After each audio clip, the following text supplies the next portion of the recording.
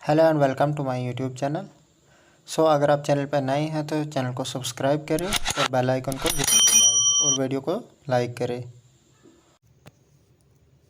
चलिए वीडियो को स्टार्ट करते हैं। तो आज की इस वीडियो में हम पढ़ेंगे आरटीआई एक्ट के बारे में। जो आरटीआई एक्ट जो जेके पुलिस में भी है और बाकी भी जितने आपको एंट्रेंस एग्जामिनेशन है उसमें जो आपको टॉपिक आएगा आरटीआई एक्ट के बारे में। तो ये आरटीआई एक्ट क्या है ये मैं आपको इस वीडियो में कम्प्लीटली बताऊंगा। तो पहले मैं आपको बताऊं ये आरटीआई एक्ट है जो राइट टू इंफॉर्मेशन, और ये एक्ट कब पास हुआ है पार्लियामेंट में 2005 में ये एक्ट पास हुआ है।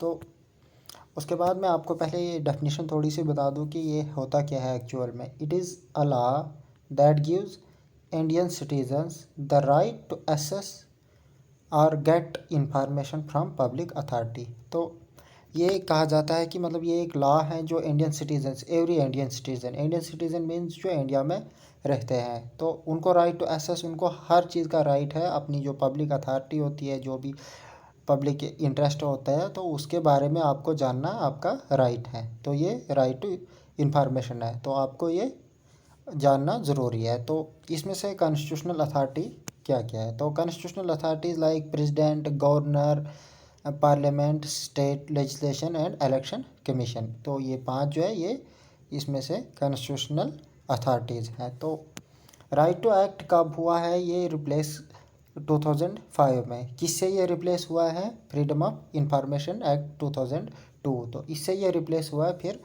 बना है राइट टू एक्ट।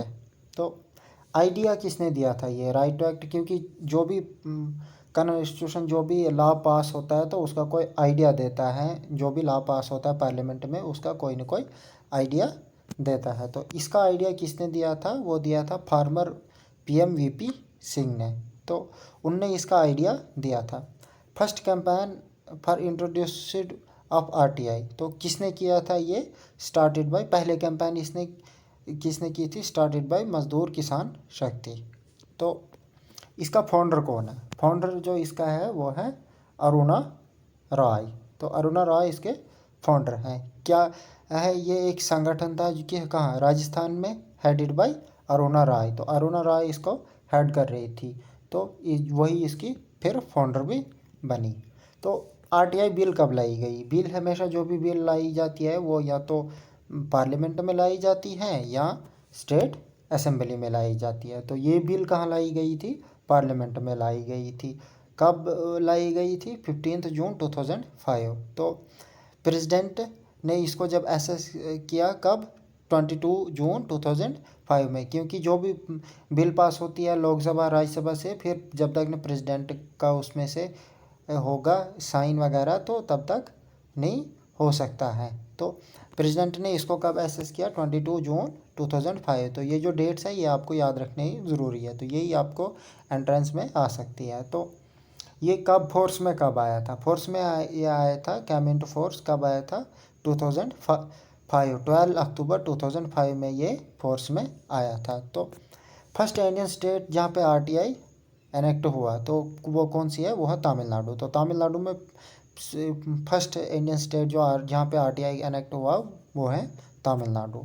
तो आरटीआई जो लॉ है वो किसने ड्राफ्ट किया था, क्योंकि हर एक जो लॉ होता है उसको ड्राफ्टिंग बनानी होती है। तो ये ड्राफ्ट किया था किसने, जस्टिस पीबी सावंत, जो एक्स सुप्रीम कोर्ट जज हैं। तो उन्होंने इसको ड्राफ्ट किया था। तो यानी मतलब इसको किसने तैयार किया था, आप सिंपल लैंग्वेज में यही समझ लो। उसके बाद जो first RTI was filled in India, तो पहला आरटीआई जो है वो कब फिल किया गया था, तो ये भी इम्पॉर्टेंट है। ये कब किया था, 12 अक्टूबर 2005 की किसके ज़रिए किया था, मतलब सोर्स किसने किया था, शाहिद रज़ा बर ने। कहाँ पे, पुणे पुलिस स्टेशन, यानी महाराष्ट्र में पुणे पुलिस स्टेशन में ये किया था। उसके बाद मैं आपको बताऊँ यहाँ पे जो आरटीआई एक्ट 2005 है तो इसके कुछ नोट्स हैं, मतलब कुछ इंपॉर्टेंट पॉइंट्स हैं यहाँ पे। ये आता है शेड्यूल 2 में, इंडियन कॉन्स्टिट्यूशन जो है वो उसके शेड्यूल 2 में आता है। तो इंडियन कॉन्स्टिट्यूशन के जितने शेड्यूल हैं तो उसमें से शेड्यूल 2 में आता है, चैप्टर 6 और सेक्शन 31 में आता है। तो उसके बाद थोड़ा बहुत मैं आपको इसके ऑब्जेक्टिव्स बताऊँगा कि ऑब्जेक्टिव्स मैन इसका मैन इसका ऑब्जेक्टिव्स क्या है, यानी इसका मकसद क्या है। तो टू एम्पावर द सिटीजन्स को एम्पावर करना है, सिटीजन्स को मतलब इसकी तरफ लाना है हमेशा। मतलब आरटीआई जो है मतलब सिटीजन्स को ये बोला जाता है कि आपकी जो पावर है सिटीजन्स की पावर को इंक्रीज किया जाता है। To promote transparency and accountability, मतलब ट्रांसपेरेंसी मीन्स कि मतलब कोई भी अभी जेकेएसएसबी एग्ज़ाम कंडक्ट करवाती है तो इसके लिए कोई भी आरटीआई कर सकता है। मतलब राइट टू इन्फॉर्मेशन, मतलब हर एक ट्रांसपेरेंसी ले सकता है कि एग्ज़ाम कौन कंडक्ट करा रहा है, पेपर कहाँ कितने नंबर का होगा, यानी सिलेबस कब आएगा। तो ये सारा इसमें तो। और अकाउंटेबिलिटी मीन्स कि मतलब ये बैलेंसड रहे, ताकि हर एक चीज़ बैलेंसड रहे। या फॉर एग्जांपल यहाँ पे एक और ट्रांसपेरेंसी की एक और एग्जांपल है। मतलब यहाँ पे कोई कॉन्ट्रैक्टर है, तो कॉन्ट्रैक्टर कहीं पे काम करता है, तो उसने 200 करोड़ का की टेंडर ली है।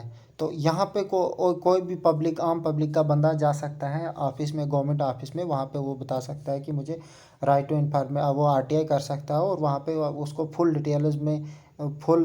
डिटेल्स में बताया जाएगा कि इस काम में क्या कितना पैसा लगा है, क्या हुआ है, सब कुछ वो इसमें बताया जाएगा। तो इसीलिए राइट टू इन्फॉर्मेशन एक्ट आया गया था। तो कंटेन करप्शन, तो मतलब करप्शन को ख़त्म करने के लिए। To enhance people's participation in democratic process, मतलब पीपल्स जो है, लोग जो है, उनकी पार्टिसिपेशन ज़्यादा से ज़्यादा होनी चाहिए कि इसमें डेमोक्रेटिक काम्स में, यानी जो लॉ पासेस होते हैं या जो भी जितने भी काम्स होते हैं उसमें से जो लोगों का है, लोगों का आना जाना, लोगों का ये पार्टिसिपेशन ज़रूरी है इसमें। फिर इसके बाद एक और नोट में यहाँ पे बताऊँ आपको, RTI act 2005 is applicable to all India. तो ये ऑल इंडिया में एप्लीकेबल है एक्सेप्ट जम्मू एंड कश्मीर। कब तक? 31 अक्टूबर 2019, जब तक जम्मू कश्मीर स्टेट था तब तक यहाँ पे आरटीआई नहीं था, आरटीआई यहाँ पे एप्लीकेबल नहीं था। फिर जब जम्मू कश्मीर यूटी में बदल गया, आर्टिकल टूट गया, तो यहाँ पे भी ये एप्लीकेबल हो गया। तो 31 अक्टूबर के बाद ये एप्लीकेबल हो गया जम्मू कश्मीर में। उसके बाद जो है सेंट्रल इंफॉर्मेशन कमीशन, तो ये डील्स विद चैप्टर 3 है कहता है। तो इसकी स्टेशनरी बॉडी ये कब है जो एस्टेब्लिश हुई है, कब? आरटीआई एक्ट 2005 के अंडर ये हुआ है। तो ये किसके अंडर होता है? It is under ministry of personnel public grievance and pensions. तो इट इंक्लूड क्या क्या करता है? ये इंक्लूड दो चीज़ें, पहला चीफ इंफॉर्मेशन कमिश्नर और दूसरा not more than 10 information commissioners.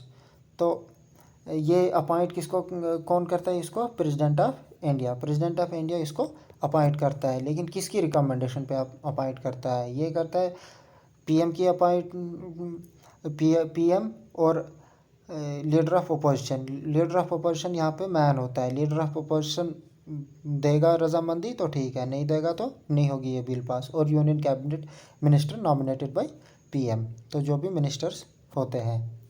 तो पहला जो सीआईसी ऑफ इंडिया है वो कौन आया है? वजाहत हबीबुल्ला। और first women CIC of India कौन है? दीपक संधू। तो यहाँ पे आप देख सकते हैं under RTI 2005 public information officer PIO must response an application with in 30 days. मतलब आप अगर मैंने आपको पहले ही बताया, आप अगर कहीं पे लेटर डालते हो या कहीं पे एप्लीकेशन डालते हो तो आपको 30 डेज़ के अंडर आपको रेस्पॉन्स मिल जाना चाहिए। 30 डेज़ के अंडर कंपलसरी है। If no respond within limit, मतलब अगर 30 डेज़ के अंदर आपको रेस्पॉन्स नहीं दिया गया तो applicant can file a first appeal. तो यहाँ पे फर्स्ट अपील आप कर सकते हो। तो 30 डेज़ के अंडर आपको देना ज़रूरी है। तो if the appeal not disposed within 30 days it should not take more than 45 days. तो अगर 30 दिन में नहीं हुआ तो लेकिन 45 डेज़ में होना चाहिए। तो आगे मैं आपको बताऊँ यहाँ पे क्या है। It is the information pertains to life or liberty of a person. It must provide within 48 hours। तो यहाँ पे 48 आवर्स में से इनको ज़रूर रेस्पॉन्स देना है। तो बाकी जो यहाँ पे ये चैप्टर्स हैं, सेक्शंस हैं, तो ये हम नेक्स्ट टॉपिक में पढ़ेंगे। जो प्रिलिमिनरी मतलब पार्लियामानी जो चैप्टर्स वगैरह हैं, जो सेक्शंस हैं, सेक्शन 1 से स्टार्ट होता है, तो ये हम नेक्स्ट टॉपिक में पढ़ेंगे। तो आज के लिए इतना ही। अगर आपको वीडियो अच्छी लगी होगी तो वीडियो को लाइक करें और चैनल को ज़रूर सब्सक्राइब करें। Thanks for watching.